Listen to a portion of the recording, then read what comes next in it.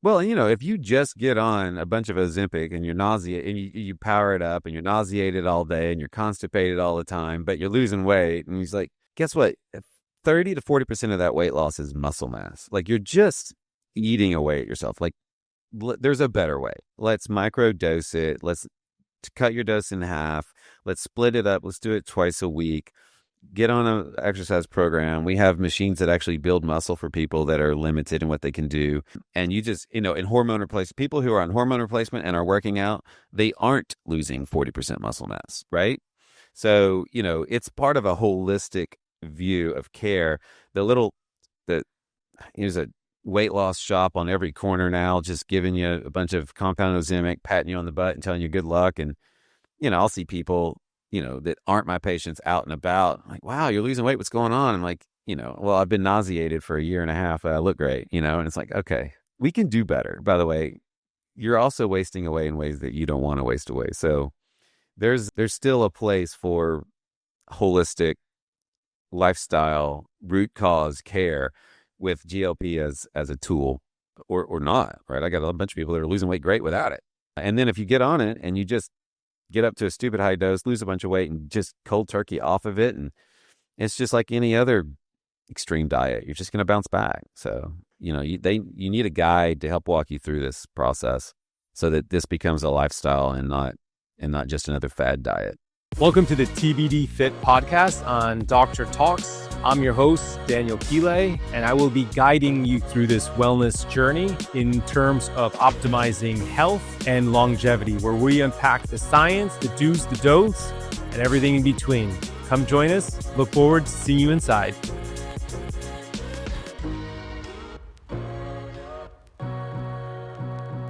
So today's guest is Dr. Clint Carter, who's a board-certified physician with a passion for patient-driven holistic care. After graduating from medical school back in 2004, he pursued a career in medicine naturally, and during his training, he quickly realized that the traditional healthcare system is often restricted for practitioners like ourselves and not necessarily always optimizing the health outcomes for our patients. So for a decade, he worked across Texas, helping some of his critical patients high in need. And over time, he's founded his MyMD Select Clinic. And I'll let him kind of get into the details therein. We're super excited to bring him on board. He has a wealth of knowledge and experience. So welcome, Dr. Clint Carter. Hey, man, thanks a lot. Yeah, it's a pleasure to be on here. This is fun. I love what you're doing.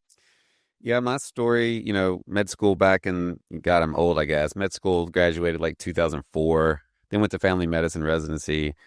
Clinic work looked like it sucked. You go, I was interviewing for jobs and like the patients are miserable, the doctors are miserable. I was like, yeah, I'm not doing that. So I just went and did ER and did, that sort of ER mercenary thing and then signed on with the system and did all that. And it was fun until it wasn't, right. And then after a while, I asked my wife, it's like, is it a job if it steals your soul every shift? Like, really? Because I'm getting paid fine, but this sucks. And so I got depressed and burnout. And, in hindsight, I was low testosterone and Hashimoto's thyroid and just, whatever. And so I just decided, screw it. I don't want to be an ER doctor. And I don't want to be a clinic doctor. So I'm just going to go. Literally, I was going to build luxury tree houses for a living, which sounds like a joke, but if you've ever watched Treehouse Masters, it looks like a crap ton of fun. But my wife and God were kind of like, maybe this concierge medicine thing, would be cool. And this was 2015, so it was still a relatively young idea. It was just kind of a pipe dream. And so one thing led to the next, and we've been doing this for 9 years, and man, it's made being a doctor fun again. Figured out how to fix hormones and Hashimoto's thyroid along the way, so I feel a whole lot better. So yeah, no, it's been a fun journey for me and my patients to see how medicine was meant to be done. Yeah, your caregiver syndrome sounds almost identical to mine, so I empathize very much. I'm curious how, as far as the Hashimoto's component and anything autoimmune related, which we treat here as well, how were you able to overcome that, or kind of what were you looking at, specific labs and such, or how are you able to kind of improve your own health story and outcome? Yeah, so the doctor that did my MD Select just before me that I joined, like a year after he got going, was like, you know, what are we going to do about these labs, man? I was like, I'm fine. But, my TPO antibodies were like undetectably high, like greater than 900. And so, but I was surviving in the ER. So when I got out of there, we started replacing with some NP thyroid, which was great. And doing, since then, kind of doing a gluten-free sort of low inflammatory approach. But, once I started replacing with some bioidentical hormones and some NP or armor thyroid, and then, started working on trying not to be a ball of inflammation, man, life's a lot better. Yeah, no, glad to you're on the right track. I think a lot of our stories come out of our own kind of personal need and birth from a place of where we need to help ourselves, and just our mission to serve sounds similar in that regard. But curious kind of thereafter your evolution. So how you evolved into what your concept is, the IMD, because you shared some of the numbers with, the volume and patients that you treat and your employees and staff.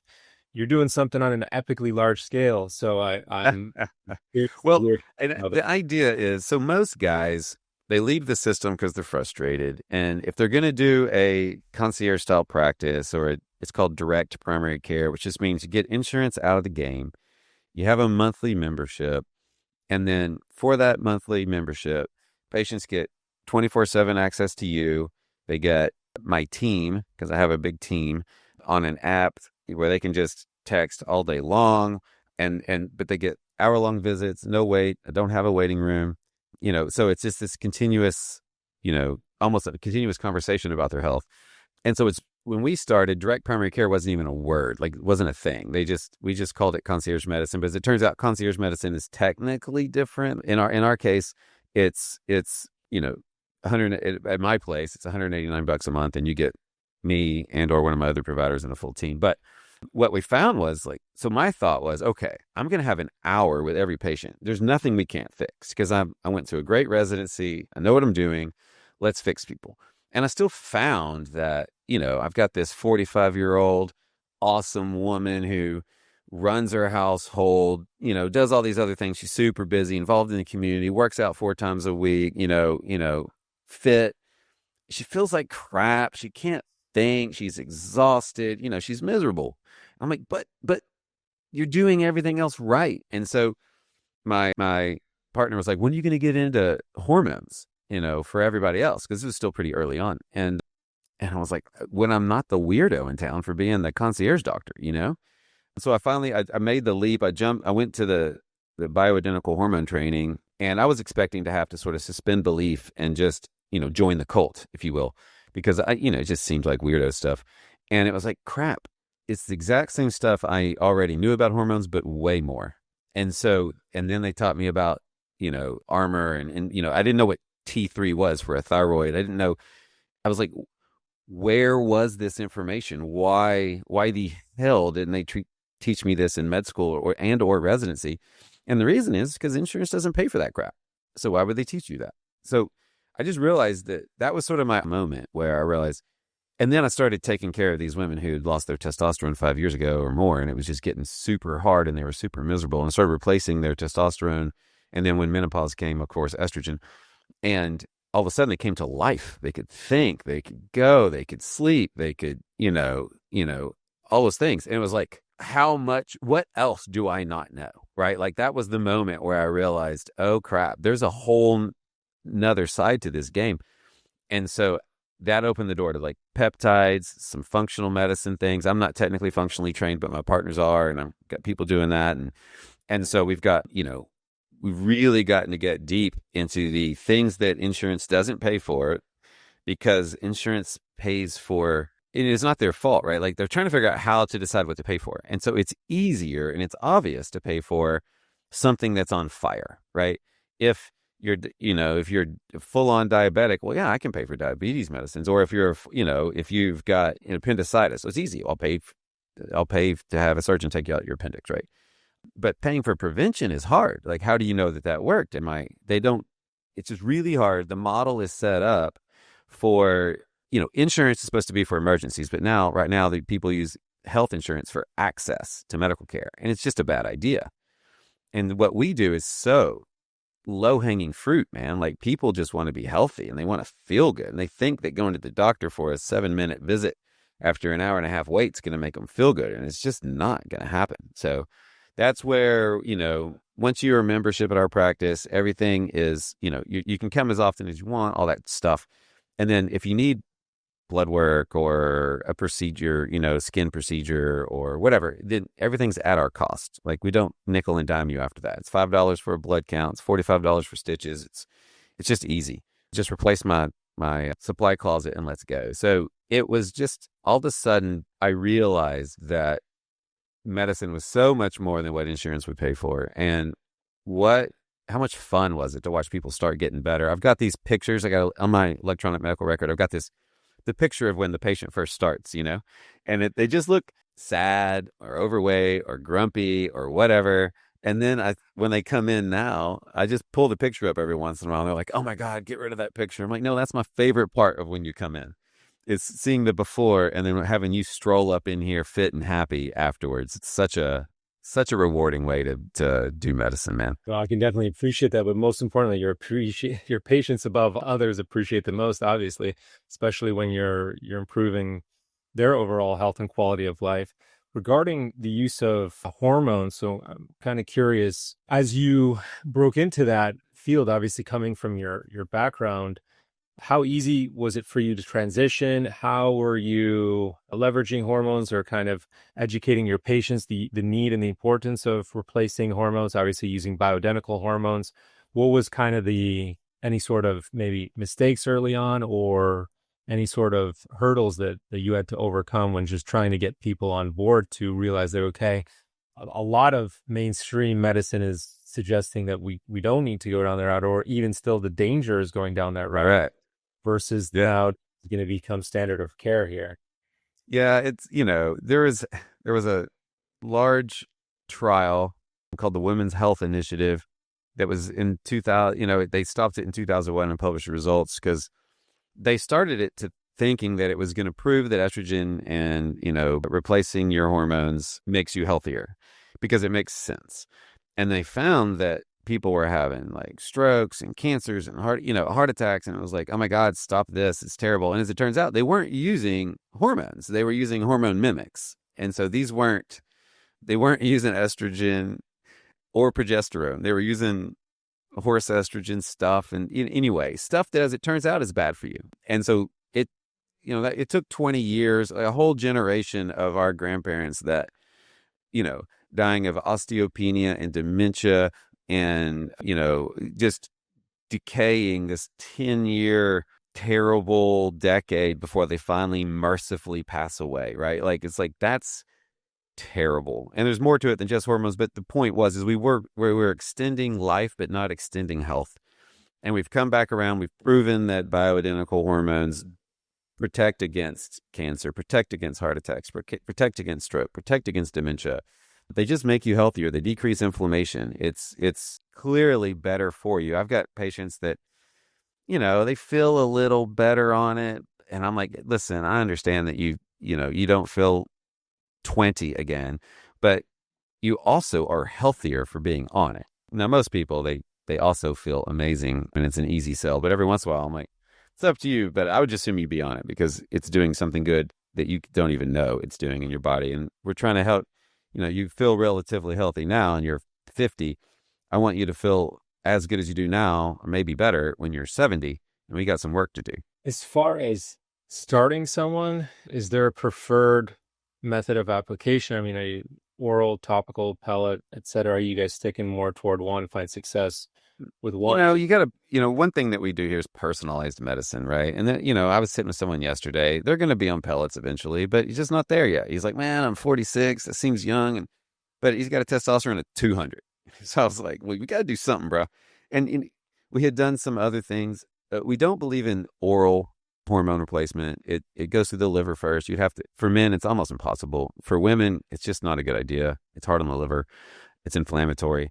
But creams, oral dissolving troches, pellets, whatever works well. I mean, I even do shots for the right people with the right, that aren't, and which are not bioidentical. But, if that's the place they're going to start replacing their testosterone, then I'm okay with that as well.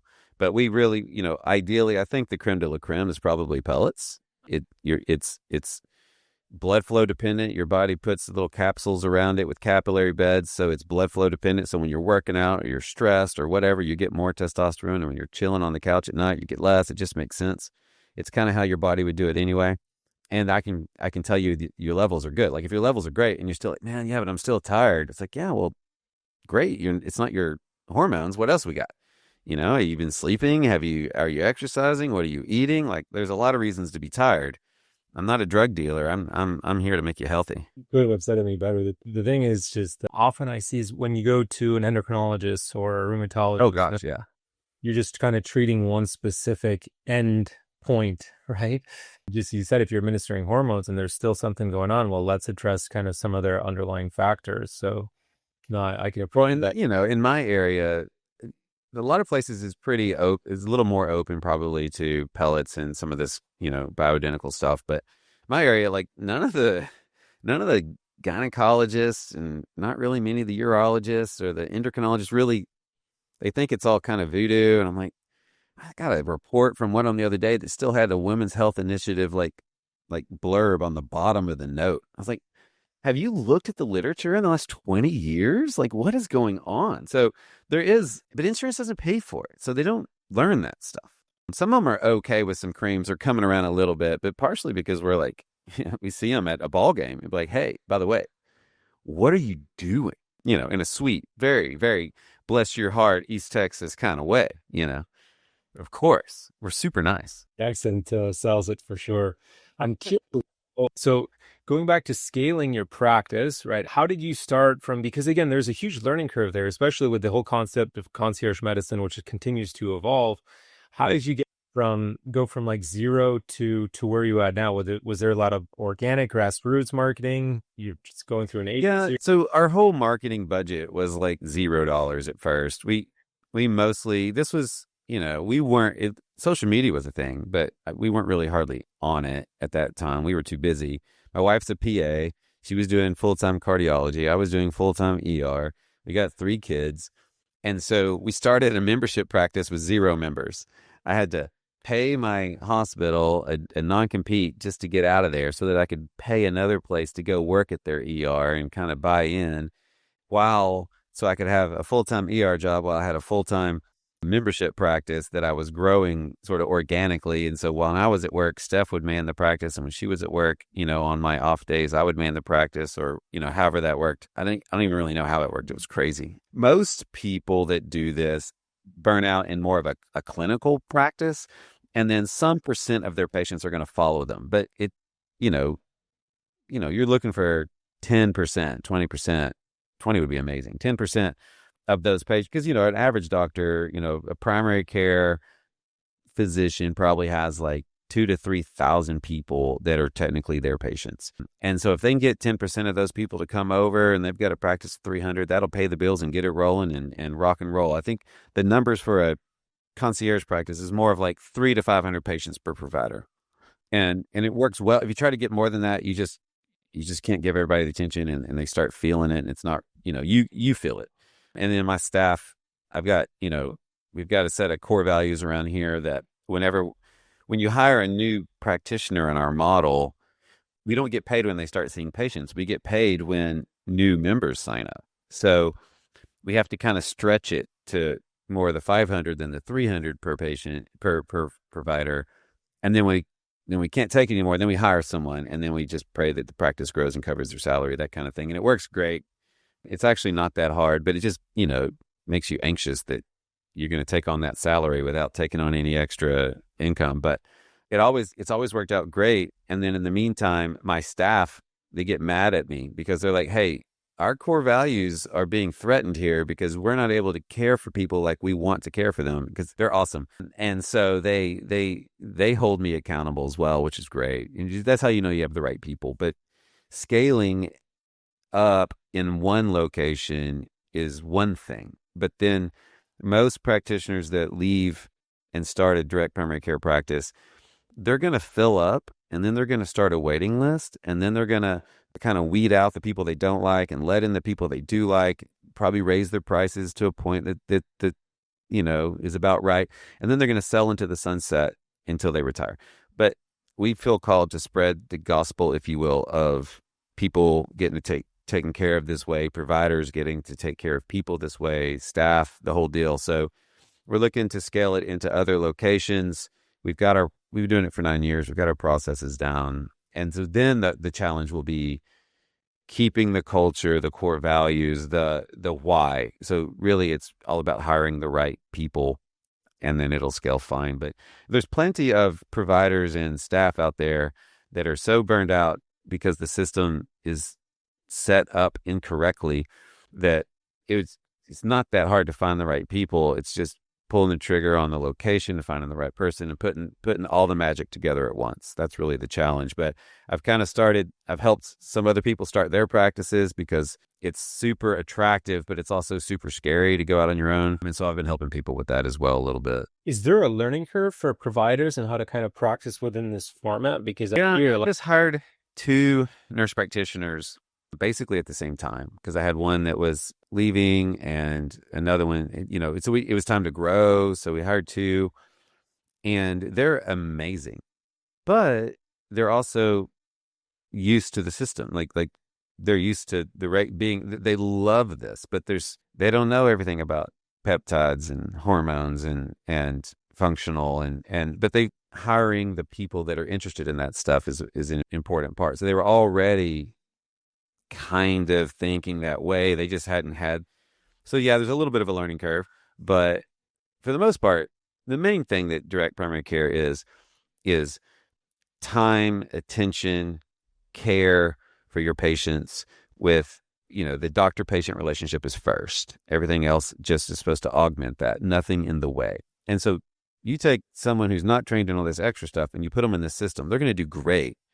And then we can help them be like, yeah, but what about this, and this, and that patient's ready for this. And so we meet every day actually with all of our providers from 9:30 to 10 o'clock and just kind of go over the patients from yesterday, today, tomorrow, and just make sure, everybody's on the same page, and they help me as much as I help them. It's just really, it's fun having a collaboration, and the MA that did the scheduling's like, yeah, but so-and-so needs such and such. And so it's a nice way to make sure that we're fulfilling our promises for our patients. Is there an internal training system that you guys then provide to these providers to get them into the kind of the fun? We're not that sophisticated, but both early on when these 2 started, we sent them to hormone training with one of the pellet companies, just because Got it. they do that place does a great job of, showing them the literature, showing them that it's not, because the patients are going to ask, well, yeah, it'll make me feel better, but is it going to give me cancer? Like, actually, it's going to protect you against cancer. Actually, it's going to protect you against this. It's going to protect you against that. Showing that they just beat you down with the literature till you're like, okay, I get it. It's good for you, whatever, move on. But that's what you need to hear, because got 25 years of bad press. And that's like, all of our careers and more. So, but we're pretty proactive in that training process. We need a better, especially if we're going to scale into, cities far enough away, we need to put together something that just sort of is a tool for the new providers in those areas, but we're pretty hands-on as well. Well, it sounds like you got definitely a good recipe for success out there. So again, kudos to being able to build and everything that you guys offer. Now, when you mentioned peptides, are you leveraging a lot of different peptides within your practice specific for different patients, or?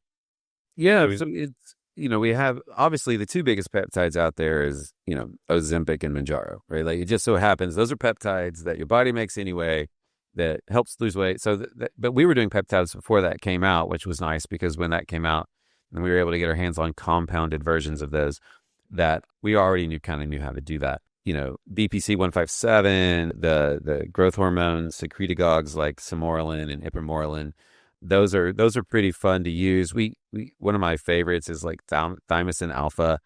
You lose your thymus, you outgrow your thymus when you're like 12, and 12 and under get sick and bounce right back. And you get these teenagers and adults that get sick and they're on death's door, and you're like, what? Damn it, man, we need our thymus. So we, thymosin alpha is part of our immune boost. We give, vitamin C and all these other shots or IVs, and then we give a sub-Q dose of thymosin alpha in the office. But you can also prescribe it for home use. It's not just for when you're sick. It's bouncing back from injuries. It's not. It helps you recover better. It's a really fun one. People with autoimmune disease, stuff like that. It's really great. But the FDA is always trying to. As soon as you get good at a peptide, they try to take it away from you. So it's a little bit of the Wild West out here. And some compounders don't care what the FDA thinks, but then I'm also, like, okay, well, yeah, but what's my role here? And, so it's still the Wild West. We'll see what the new regime does with it, but it's so cool because all peptide means for your audience is it's a small protein that your body uses to do something. Like in your body, your DNA makes RNA, which makes proteins, which makes things happen, which does things. And so we just take proteins that your body makes anyway that does things that we like, that we're old and tired and it doesn't do it like it used to, and we just tell it to do it like it used to, and it's great. Like when you eat, your body releases Ozempic. Every time you eat, your body releases Ozempic. But thanks to the standard American diet, which totally sucks, you don't have enough Ozempic to feel full until your stomach stretches, and so we just gradually increase that semaglutide level until when you eat, boom, you feel full. And then you kind of stay full. And it also, by the way, because God made it, it helps your insulin work better and decreases insulin resistance and makes your liver make a little less sugar. And so your metabolism is better. And, it tells your brain that you don't, to quit obsessing about food. It's like, I tell my male patients, I'm like, it's great. It works. But for my female patients that haven't thought of anything except what they're not eating since they were 12, this stuff is magic, So peptides they're cool. It's one of the ways that medicine is moving in the right direction. But big pharma is fighting like hell to get a hold of them. And obviously they got the Ozempic and all that. But for now, the freedom to treat with compounding pharmacies and the like makes it work for us. And, there's always a way. That's one of our core values. There's always a freaking way. We can get you what you need, whether you're a millionaire or self-employed cabinet maker. We get you what you need. Just sometimes it's hard, but it's fun. Yeah, we've had to overcome the same hurdles with the FDA and compounding pharmacies. It's been a nightmare. As you said, we always find a way. And it's interesting with looking at Ozempic. I mean, our bodies, as you said, naturally secrete GLP-1s, and the half-life is typically somewhere between 5 to 15 minutes. Ozempic is somewhere like 165 hours. But again, there's a time and a place, and the neuroendocrine component is very, very proliferative, as we now recognize with some of our patients. But some of these shortcuts can help. The question is behavioral modifications, which I think you guys with your patients, lifestyle medicine trumps all. Well, if you just get on a bunch of Ozempic and you're nauseated and you power it up and you're nauseated all day and you're constipated all the time, but you're losing weight, and he's like, guess what? 30 to 40% of that weight loss is muscle mass. Like you're just eating away at yourself. Like there's a better way. Let's micro dose it. Let's cut your dose in half. Let's split it up. Let's do it twice a week. Get on an exercise program. We have machines that actually build muscle for people that are limited in what they can do. And you just, in hormone replacement, people who are on hormone replacement and are working out, they aren't losing 40% muscle mass, right? So, it's part of a holistic view of care. There's a weight loss shop on every corner now, just giving you a bunch of compound Ozempic, patting you on the butt and telling you good luck. And, I'll see people, that aren't my patients out and about. I'm like, wow, you're losing weight. What's going on? I'm like, well, I've been nauseated for a year and a half. I look great, and it's like, okay, we can do better. By the way, you're also wasting away in ways that you don't want to waste away. So there's still a place for holistic lifestyle root cause care with GLP as a tool or not, right? I got a bunch of people that are losing weight great without it. And then if you get on it and you just get up to a stupid high dose, lose a bunch of weight, and just cold turkey off of it, and it's just like any other extreme diet. You're just going to bounce back. So, you need a guide to help walk you through this process so that this becomes a lifestyle and not just another fad diet. Yeah, I couldn't agree more. I know you mentioned the TA1, which we've been using for quite some time now as well, which has gone through different levels of restriction. And you said, are you doing any sort of oral like TB4, fragmented thymic peptide? We aren't. It was harder to get than the alpha, but but yeah, I think it's going to become, and you can get it now, and we just haven't, it's almost like a jaded lover in a way. It's like, gosh, that's awesome. But if I go all in on this and they take it back away from me, like, where's my commitment level, like she's hot, but is she going to dump me in a week just cause, so, but thymosin beta 4 is awesome. Like, especially recovery from injury and all that stuff. It's awesome. But yeah, it's still, like you said, it's the Wild West out there with peptides. It's both of your metaphor. Any other peptides that you really like or you're bullish on? I mean, there's peptides for libido and orgasm that are interesting. There's a bunch, but there were a bunch that we were falling in love with before, and then the FDA came down and sort of slammed the door shut. So for now, I think the thymus peptides, the weight loss peptides, obviously, your growth hormone secretagogues, I like those because you're not on growth hormone and you won't go above your body's normal limits. But most of us probably eat too late and sleep too little, and our growth hormone sucks. So getting on Samoralin or CJC Ipamorelin and convincing and stopping eating 90 minutes before bedtime, take a shot 5 nights a week and go to bed and sleep. And all of a sudden your growth hormone goes from, low normal to high normal, and you recover better and you feel better, and it's like, oh, well, that's nice. That's probably how I was meant to live. But we have just the worst lifestyles in the world in America, which, seems nice to be, eating ice cream, watching Netflix at midnight, but it's just probably not a good idea. My philosophy of how everything we're doing is backwards. Do you have a regimen that you adhere to regarding peptides or cycling or anything in general? Right now I've got some Samoralin at the house for my growth hormone, and I've got thymosin alpha for, sort of an autoimmune, sort of anti-autoimmune approach. And then, I still have some semaglutide from my weight loss days where, when every time they threaten to take semaglutide away, my wife orders like 4 bottles and puts them in the back of the fridge, right? Like, and so I use expired semaglutide all the time. But the idea is like every 2 to 3 weeks, because I'm at a maintenance phase right now. So every 2 to 3 weeks, I'll find myself in the pantry just looking around, looking for some carbohydrates, right? And I'm like, at 10 o'clock at night, right? I'm like, maybe I need so I'll go in and get a half shot of semaglutide, and it just reminds my body, oh yeah, quit thinking like that, quit craving like that, food is fuel. And it's just nice for the brain. I don't, but those are the main ones I use now. I also use low dose naltrexone, which is not a peptide, but it's a fun compounded anti-inflammatory approach. 3 milligrams of that has been pretty awesome for me. I was on 4.5, and I found that it was messing with my head a little bit. I play soccer a little bit, and my coordination, my anticipation, my timing was a little blurry. I was like, what the hell's going on? And so I backed off on the low dose naltrexone, and I was like, oh, okay, I'm not an uncoordinated slob anymore. That helps. It's funny, man. This stuff works. It does stuff. That's for sure. Couldn't agree more. So, a couple questions to wrap up, and this has been absolutely brilliant, very enlightening for me. So I appreciate you sharing your story.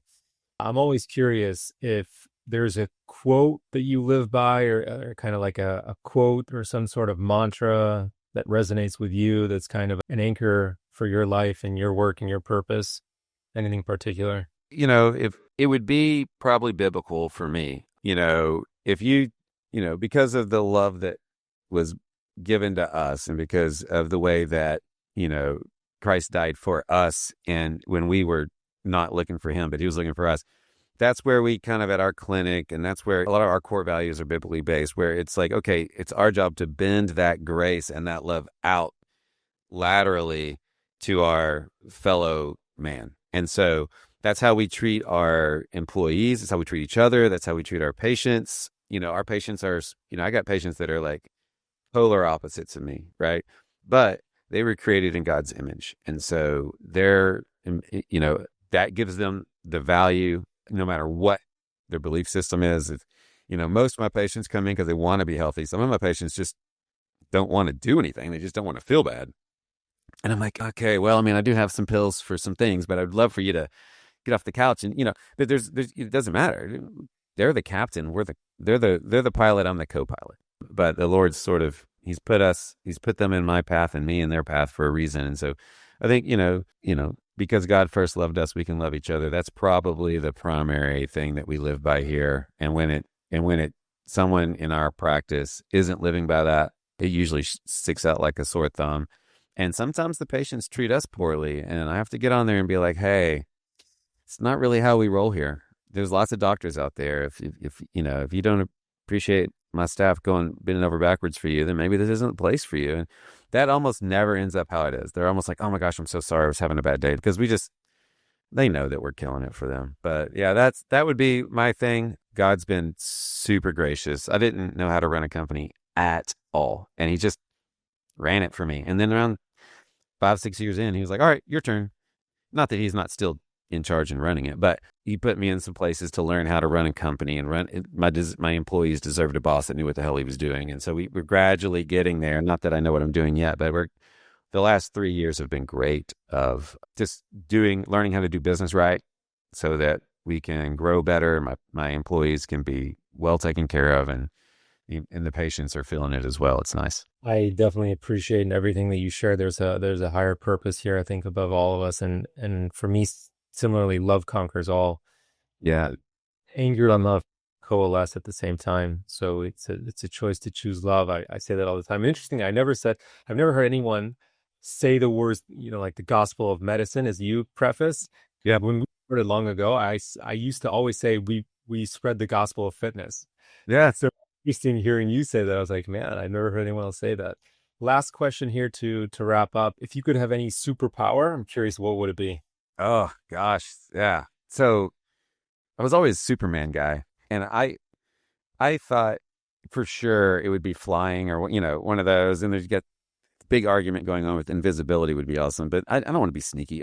I think when I watched the movie Limitless, it was like, ooh, there's my super. If I could use that much of my brain at once, and to the point that if there was a drug like that, I would have a problem. I would have a problem not going to get it, because it's just so sexy to be able to just see and know and understand. So that level of ability to process, that would be my superpower. That's amazing. I share your sentiment almost identically. And it's interesting because what we know is limited, but what we don't is limitless.